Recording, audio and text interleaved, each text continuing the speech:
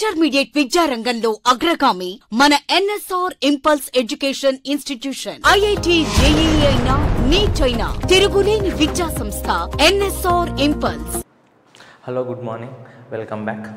Today we are going to study about the discovery of electrons. The discovery of electron. In the last class what we have studied is existence of subatomic particles within the atoms. So let us study how the subatomic particles, that is electron, proton and neutron, were discovered. Starting with the first one, that is discovery of electron.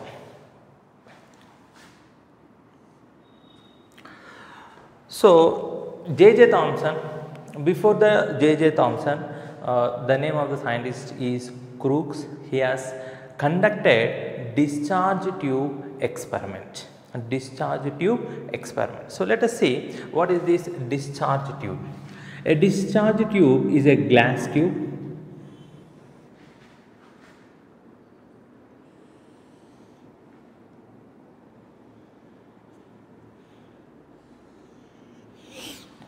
It is a glass tube.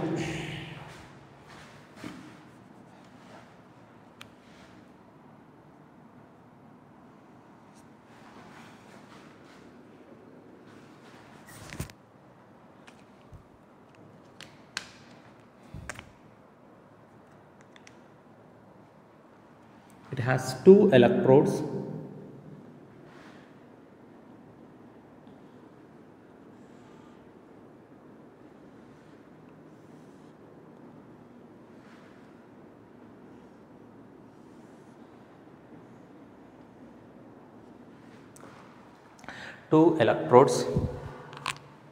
Right. So what we do here, this is an evacuated glass tube. What is the meaning of evacuated? What we do here is we apply vacuum pump, connect it to a vacuum pump, we remove all the gas that is present here, all the air or whatever the gas that is present here, we remove it by connecting it to a vacuum pump. So now we can call that this as an evacuated vessel. And what we do here is we take a gas.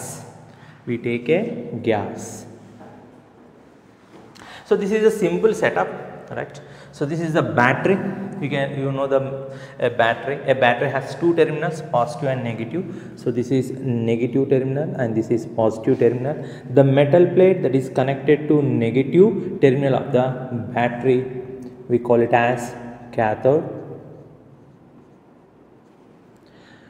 The metal plate that is connected to positive terminal of the battery,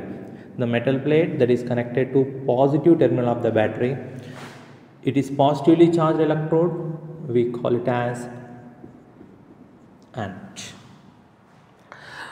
And what we do here, we apply high voltage, that means the potential maintained here is high,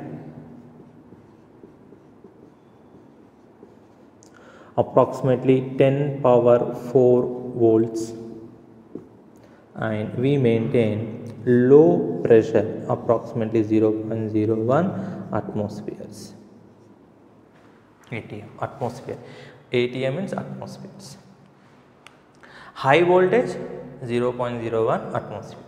Let us come back to the starting statement. Crookes is the name of the scientist. He has conducted discharge tube experiment. What is a discharge tube? It is a glass vessel which is evacuated by connecting it to a vacuum. It consists of two electrodes, two metal plates that are connected to an external source, that is nothing but battery. Battery has two terminals. The metal plate that is connected to negative charge, it gets negative charge, therefore we call it as cathode. Negatively charged plate, cathode. The metal plate that is connected to the positive terminal of the battery, we call it as anode. So this is simple experimental setup, and we take a gas. Now the question is which gas? I will tell about it later. Let us assume some gas. We apply high voltage and low pressure. These are the experimental conditions. So what he is trying to do? If I take gas, let us take air. We are surrounded by air.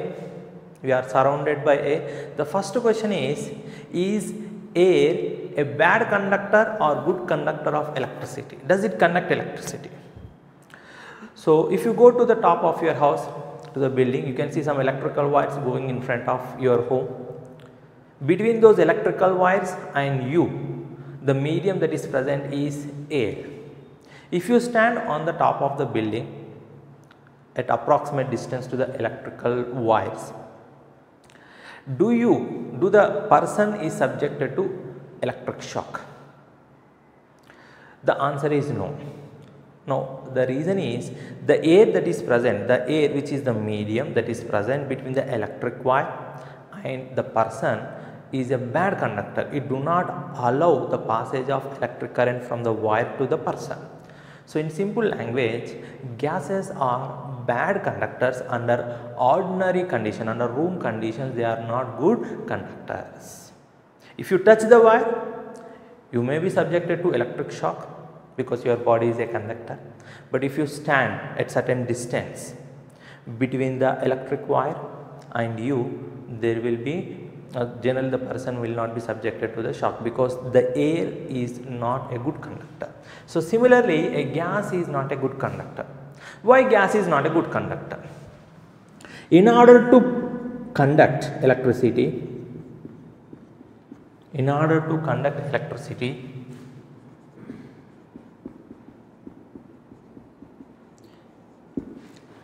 you require current carrying particles.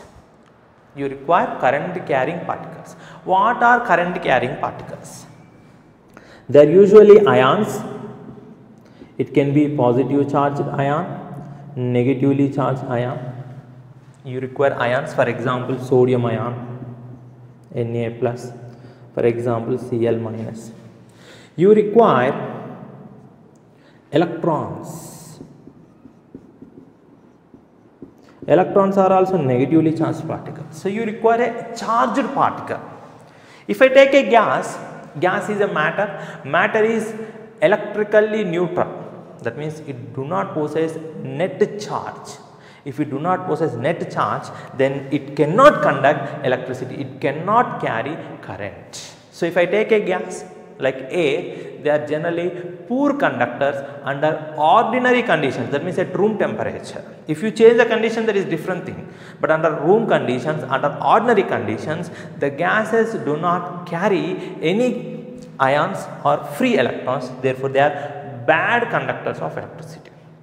So what we are doing is, he has taken a gas and he has applied this condition. So if gas is poor conductor, why you are passing current? I am not passing under ordinary conditions. What are ordinary? What is the pressure at room temperature? It is 1 atmosphere. I am decreasing the pressure to 0.01 atmosphere. That means from 1 atmosphere, which is the pressure at the room temperature, I am decreasing it to 0.01 atmosphere. Why? Next, I am applying high voltage. The voltage that we get in our house is very less. This 10,000 volts is very high. So why you are applying this high voltage? When I apply this condition, the gas is subjected for ionization. First thing, gas is matter.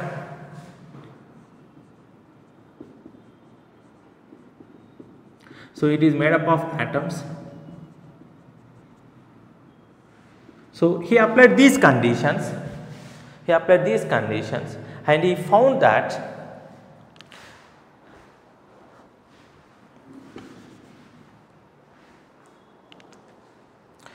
he found that some particles have traveled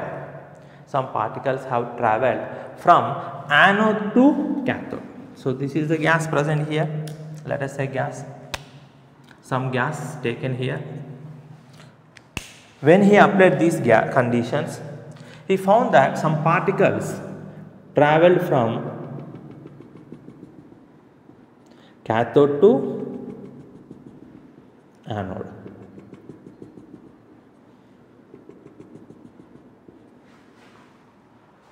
Let us recollect what we have studied. When high voltage is applied to a gas in a discharge tube at low pressures, approximately 0.01 atmosphere, Crook found that some particles are moving from cathode to anode. These particles which are generated at cathode, according to him, which are generated at cathode, he called them as cathode rays, cathode ray particles, because they are generated at cathode. He found that they travel from cathode towards anode, cathode towards anode. This is how he discovered the cathode ray particles. Later, some scientists called them as negatron.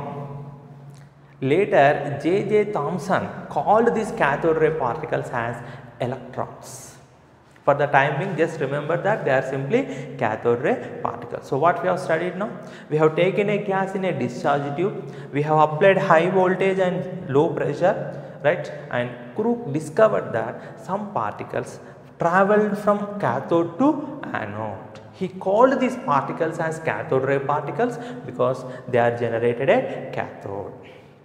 So, this is a simple description of discharge tube. Now, why high voltage? Because you require energy to dissociate the atom. Why low pressure?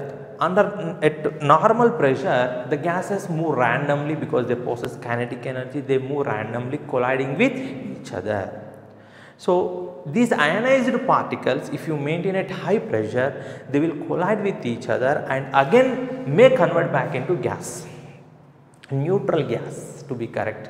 So, to prevent that, you have to decrease their energy by decreasing the pressure. So, we are trying to decrease the number of collisions to prevent reverse reaction. That is why you have to maintain low pressure, high voltage, low pressure. Right. So, which gas? I didn't answer, I didn't tell about which gas you have to take.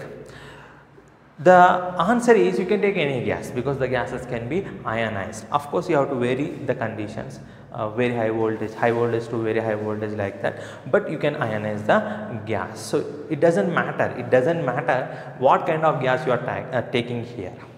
So, you can take any gas. They have studied the characteristics of these cathode ray particles. So, let us study the characteristics.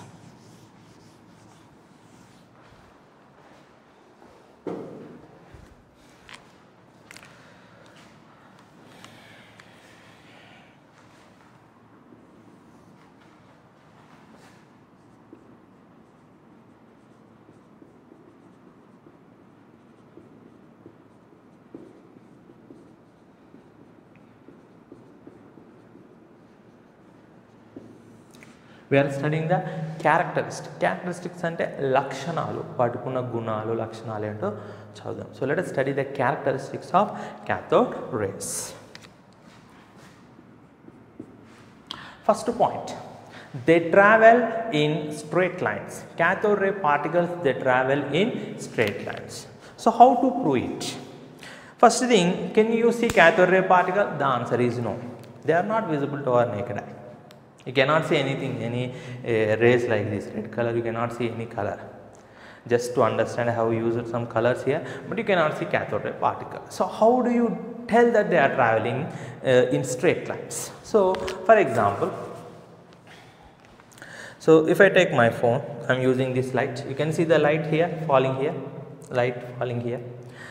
Now, what I will do is, I will put my hand in between. Now, what you can see is the shadow of my hand, because light is falling on it, light cannot penetrate through my hand. So, the light cannot travel through my hand. So, the shadow of my hand you can see on the board. In a similar way, what they have done is, they placed a metal object. Now, imagine this as a metal object. They placed this metal object inside the cathode ray. Right. So, when this experiment is done by placing a metal object, the shadow of metal object is cast on the other side.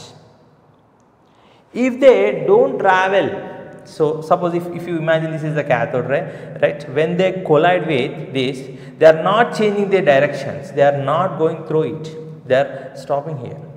That means, which results in the shadow of the metal object to cast on the other side, like When I place the light, you can see the shadow of my hand on the other side. This proves that they travel in straight lines. So cathode ray particles, they travel in straight lines because when you place a metal object in the path, the shadow of that object is cast on the other side. It proves that the cathode ray particles travel in straight lines. The second one, you know the paddy wheel. చిన్నప్పుడు మనం ఒక కర్రకి చొప్ప బెండలు కట్టి గాలికి తిరుగుతూ ఉంటుంది. So that is simply we call it as paddle wheel. General ఇలా ఉంటుంది.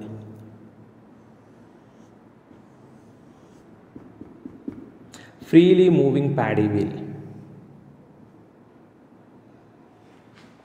గాలి తాకినప్పుడు గిర్రని తిరుగుతూ ఉంటుంది. Freely moving paddle wheel. So when you blow the air, the wheel keep on moving. Why? When I blow the air, I am blowing the air with some pressure. The air possesses some mass, it possesses velocity, and simply we call it as momentum. So when these high energetic gas particles collide with the wheel, freely moving, remember, wheel, it will, this, when they collide, they transfer energy to the wheel. Because of that, it will start moving freely. It is set in motion. So when you take this paddy wheel and blow the air, it is set in motion because when the air particles collide with the wheel, they transfer the momentum energy to the wheel and it starts moving. In a similar way, when this paddy wheel is placed here and when they conduct this experiment, the cathode rays, they were able to set in motion. They were able to rotate this paddy wheel, indicating that the cathode ray particles possess certain momentum. This is possible only if there is energy transfer from cathode ray particle to the wheel. So when they will possess energy, if they possess some momentum, momentum is nothing but mass into velocity, which indicates that the cathode ray particles possess certain mass and certain velocity. That means simply they possess some momentum. So cathode ray particles possess momentum because they were able to set in motion of a paddle wheel when it is placed in their path in the discharge tube.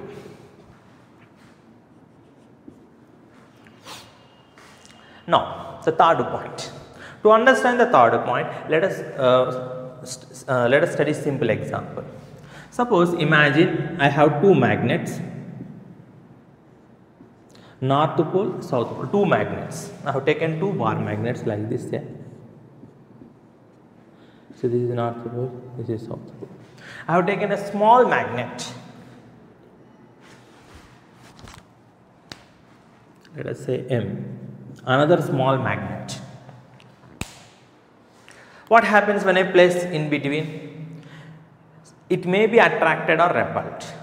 It may be attracted or repelled. Simple statement, like charges repel. Similarly, north pole will repel, south pole will repel. Let us imagine that this magnet is moving towards the south pole. What does it indicate? It indicates that it possesses, it is a north pole, a unit north pole. Generally, unit north pole does not exist, but let us assume for our understanding. If the magnet moves towards south pole of another bar magnet, indicating that it carries opposite charge. Here also, suppose if it moves towards north, then it is a unit south pole. In a similar way, if I take a positively charged end and negatively charged end, and if I place a positive charge here, I am placing a unit positive charge, let us assume, then what happens? What we can expect? What happens? Like charges repel, opposite charges attract. The positive charge has to move towards negative charge. The positive charge has to move towards negative charge. Suppose you are given an experiment, you are given a unit charge. You don't know the charge of that unit. Let us assume some particle like this. You don't know the charge. I said that it possesses some kind of charge. What do you have to do? You have to place between two oppositely charged metal electrodes. Suppose if it moves towards positive end, then what we have to do? What we can do? What we can conclude? If it moves towards positive charge, then it carries negative charge. Similarly, they want to find whether these cathode rays particles possess any charge or not. వీటికి charge ఉందో లేదో కనుక్కోవాలనుకున్నారు. So what they have done, they have applied electric field, external electric field, right? I will try to draw it roughly here.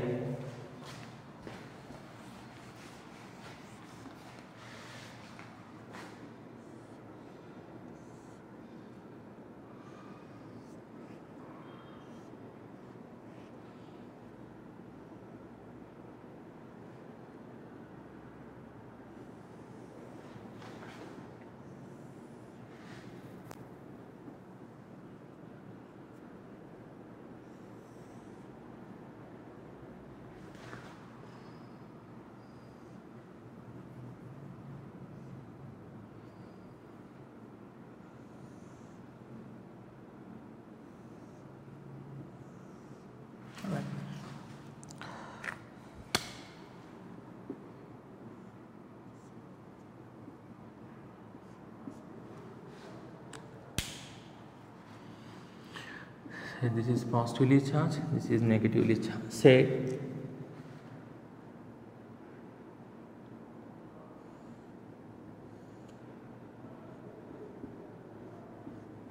Say this is cathode,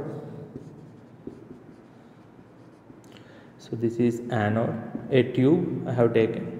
So when I apply these conditions,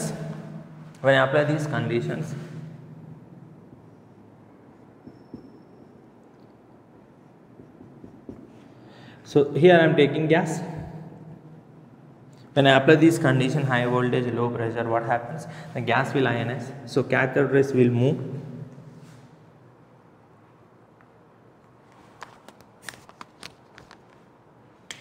So these are the cathode rays, they will move. So here they will move through these holes. So if I don't apply these charges, what they have to do? They have to move straight. But in the presence of this applied field, if they possess charge, they will deflect from their path. If they possess positive charge, they have to deflect towards negatively charged electrode. If they possess negative charge, they have to deflect towards positively charged electrode. So what they have carried out this experiment and they have studied. What they found is, these cathode ray particles in the presence of applied field are found to deflect towards anode.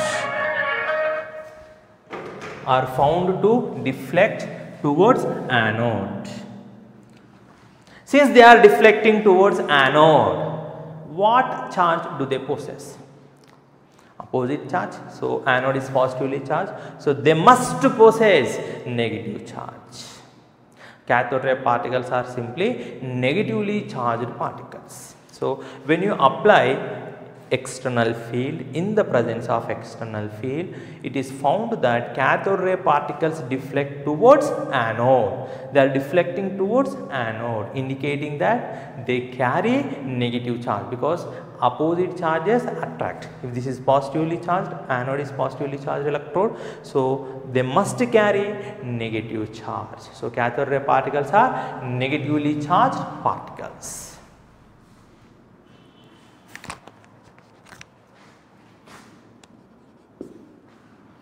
Let us study the next point.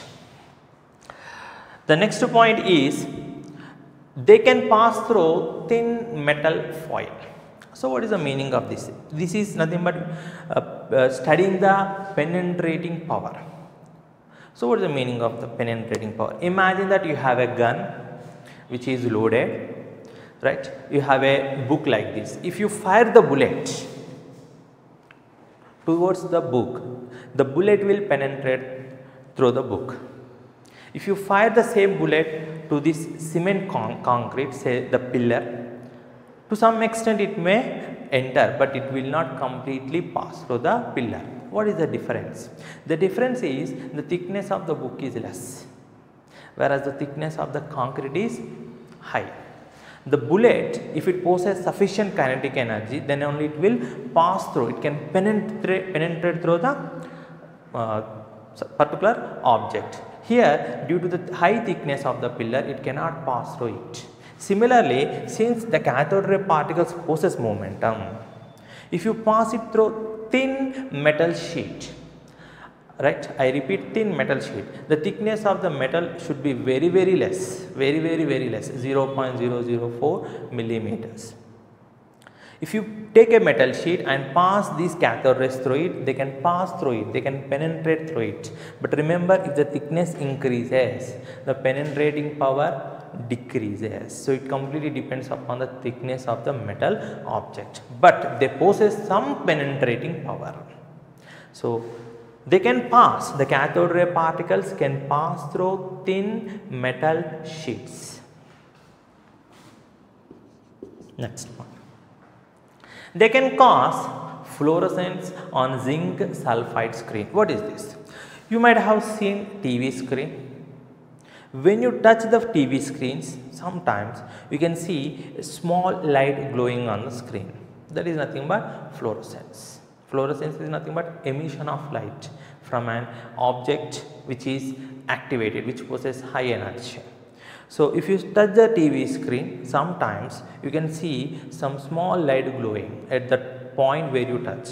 So if I place a screen here which is coated with zinc sulfide, if the cathode rays particles collide on it, you can see some small light glowing the point where they have collided. So they can cause fluorescence on zinc sulfide screen, a screen coated with zinc sulfide. Zinc sulfide is a chemical substance. So when these cathode rays fall on the zinc sulfide screen, they produce small glowing. This process we call it as fluorescence. So we have studied 5 characteristics here. Let us recollect. What is the first one? The first one is cathode ray particles travel in straight lines. How to prove this? When you place a metal object in the path of the cathode rays in the discharge tube, right, they cannot penetrate because the thickness is more, therefore they cannot penetrate, right, and the shadow of the object is cast on the other side, indicating that cathode ray particles travel in straight lines. Coming to the second point. Right. The second point is when you place a freely moving paddle wheel, it is set in motion, indicating that cathode ray particle possess momentum. What is the third point?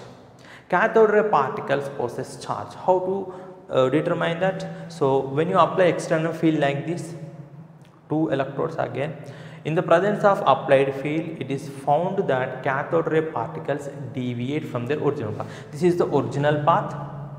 Now this is the deviated path. This is in the absence of applied field. This is in the presence of applied field. You can see the deflection. The deflection indicates that they are moving towards, they are attracted by positively charged terminal or anode. Hence, they must carry opposite charge. Therefore, cathode ray particles are negatively charged particles. Right. So, if you come to the fourth point, they possess some penetrating power. They can pass through thin metal sheets. Coming to the fifth point, they cause fluorescence on screens which are coated with zinc sulfide. So now the question is, what is happening here? When I take a gas and apply these conditions, it will dissociate into positively charged particles and negatively charged particles. So positively charged particles are nothing but cations, negatively charged particles are nothing but electrons. J.J. Thomson called these cathode ray particles as electrons because whatever the gas you take here, whether you take hydrogen, it dissociates into H plus sign, whether you take oxygen, okay, let us take simple one, sodium gas,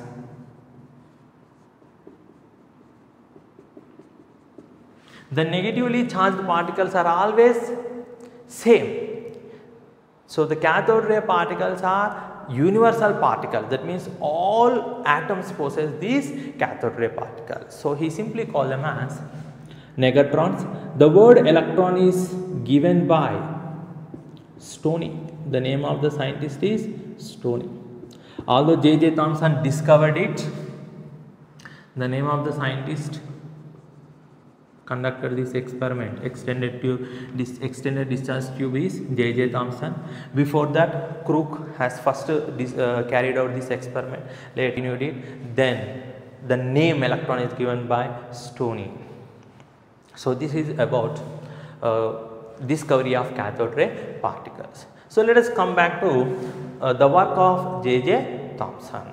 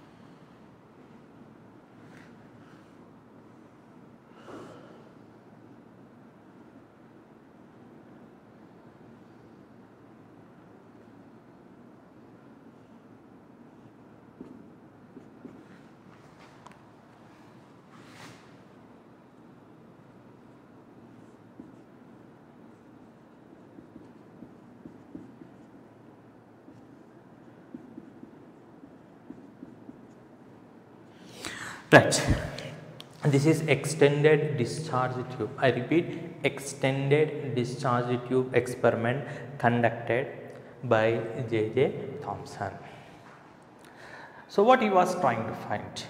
By using this experiment, he was able to determine the velocity and he was able to calculate the E by M ratio. Simply we call it as charge to mass ratio of cathode ray particles. So what he has done, this is the normal discharge tube, this is cathode. Now this is, instead of a metal plate, he has taken a tube which has a hollow hole, normal metal tube, so that the cathode rays can pass into this extended chamber, right. So this is a tube, metal tube connected to the positive terminal. So now anode, right. So imagine these are not connected to the source, case 1, they are not connected to the external battery. So what happens? So the gas taken here will ionize and particles move from cathode towards anode through the anode. Through the anode like this. Now this is the screen coated with zinc sulfide.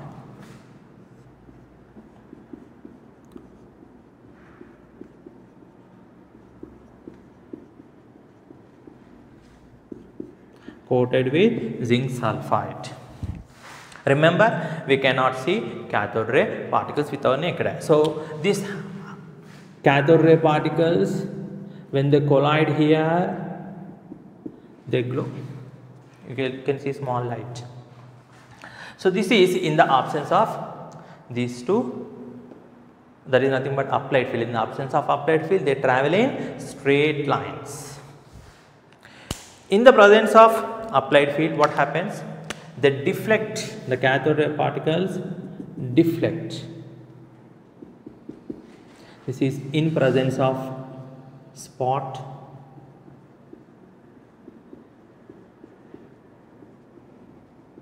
in presence of applied field. This is in the absence of applied field. So he has conducted this experiment and he was able to calculate, right, the E by M ratio. So what he has utilized? He has utilized the charge and he found that this extent of deviation depends upon three factors. So this is very important points. The extent of deviation of cathode rays in the presence of applied field depends upon three important factors. The first one is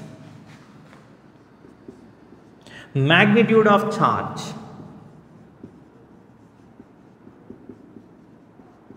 Magnitude of charge on the particle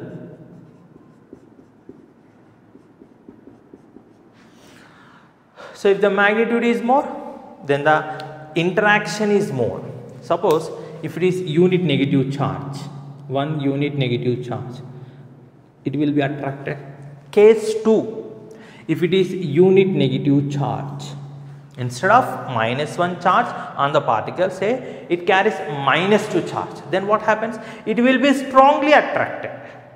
If the charge, magnitude of this negative charge keep on increasing, the attraction, the interaction between cathode rays and this anode will be more, stronger and stronger. So greater the magnitude of charge on the particle, particle is nothing but cathode ray, greater the magnitude of charge on the particle, greater is its interaction with the applied field. So more the interaction, more will be the deviation. So it depends upon magnitude of charge on the particle.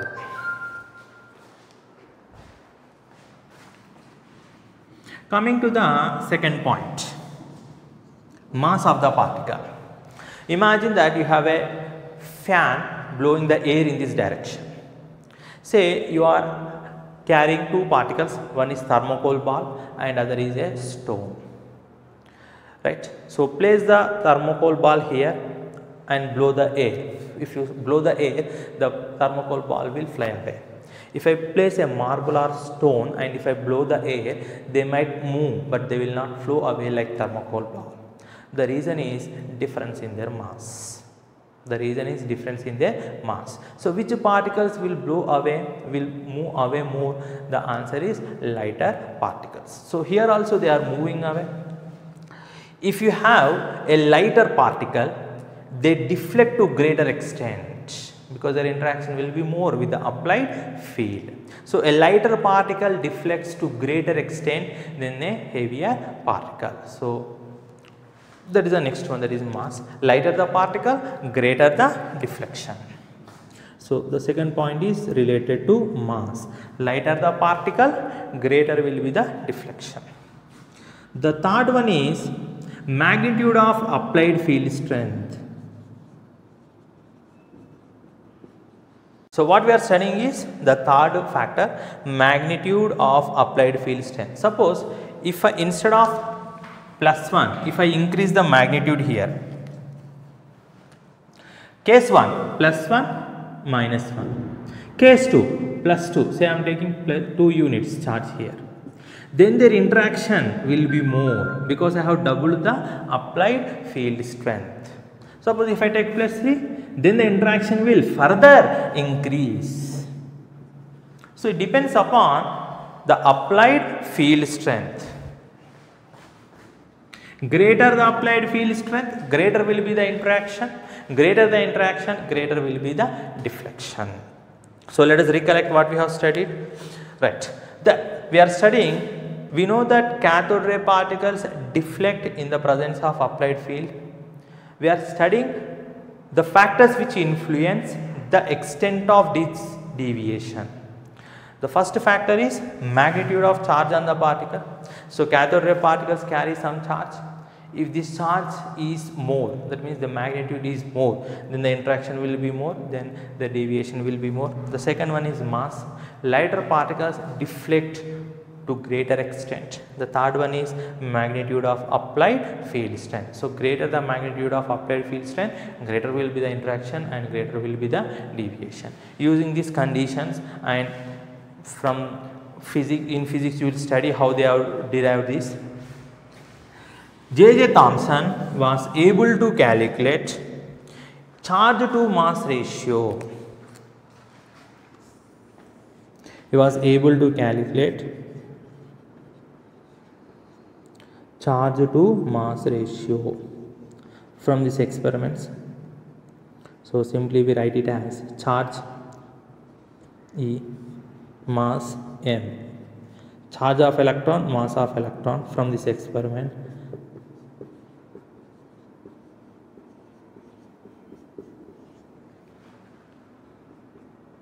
C stands for Coulomb. Coulomb is the unit of charge, kg is unit of the mass. So this is the charge to mass ratio. E represents charge, m subscript E represents mass of electron. He was able to calculate charge to mass ratio as 1.7588820 into 10 power 11 coulombs per kg. Coulomb is the unit of charge, kg is the unit of mass. Later, from Millikan oil drop experiment,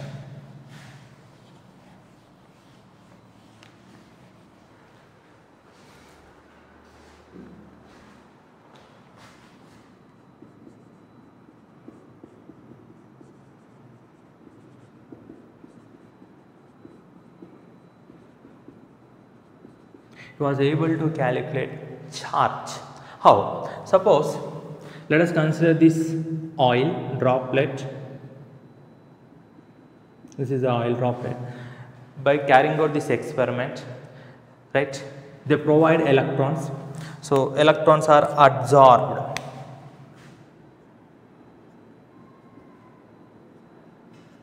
Electrons are absorbed. Why?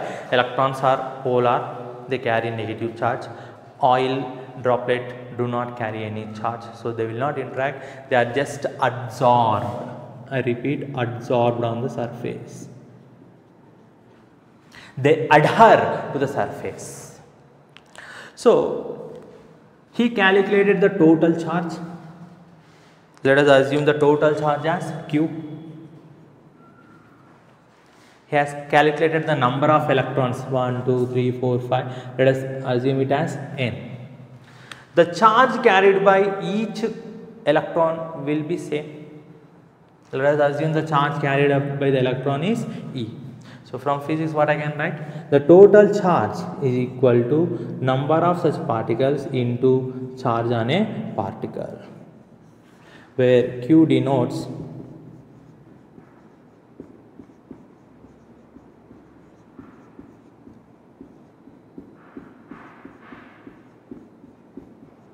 total charge on oil droplet, N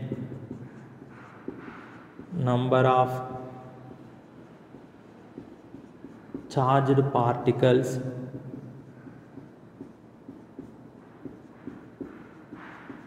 absorbed on oil droplet, E charge on a particle. From this calculation, he is able to calculate the charge of electron.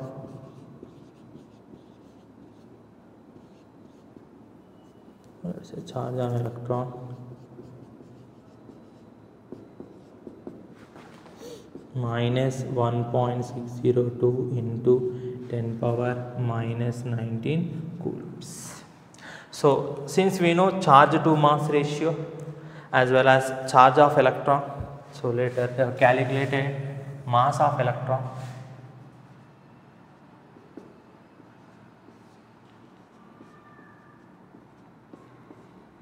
So what is the charge of the electron we got? So I am taking the magnitude. I am taking the magnitude by charge to mass ratio.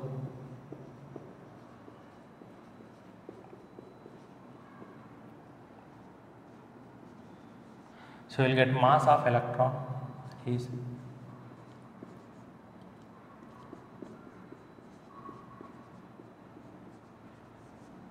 so this is the mass of electron. So what we have studied? Extended J.J. Thomson experiment, from which he was able to calculate charge to mass ratio of nothing but specific charge, that is E by m value 1.788820 into 10 power 11 coulombs per kg. From Millikan oil drop method, you can study the description, which is not necessary, right? We'll see that in the class. So from this what we will get is Q represent total charge on the oil droplet, N represents number of electrons absorbed, E represent charge on the each electron. So from physics you can get Q, total charge on oil droplet, equal to number of such charged particle into charge of one particle, charge present on one particle. So from this he was able to calculate charge on an electron, that is minus 1.602 into 10 power minus 19 coulombs. Using these two, he was able to calculate mass of electron as 9.1094 into 10 power minus 31 kgs.